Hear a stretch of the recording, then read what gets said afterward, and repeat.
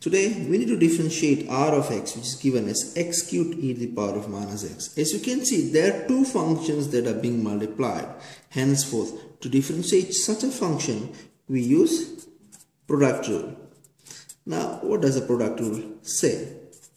Product rule says if there are two functions, let's say f and g, and they are being multiplied and we need to differentiate them, then its derivative is given by f derivative g plus g derivative of f.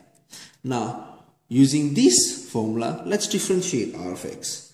So, r of x is given as x cubed e to the power of minus x. So, what we can do is that we can let f to be equal to x to the power of 3 and we let g to be equal to e to the power of minus x. So, if I differentiate f, I get f prime. Differentiate x cubed, I use the power rule, so we get 3x squared. To differentiate g, I use a chain rule. The chain rule says differentiate the outer function first, leaving the inner function alone, times the derivative of the inner function. But we need to note over here is that if you differentiate e to the power of minus x, we get e to the power of minus x back. So we get e to the power of minus x back times the derivative of minus x.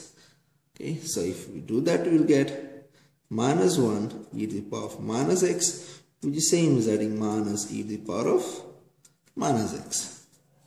Then, using the formula, we can say that r prime of x is equal to f prime g plus g prime f.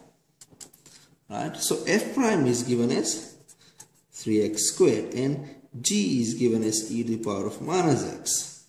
Plus g prime f. G prime is given as minus e to the power of minus x into f. F is given as x cubed.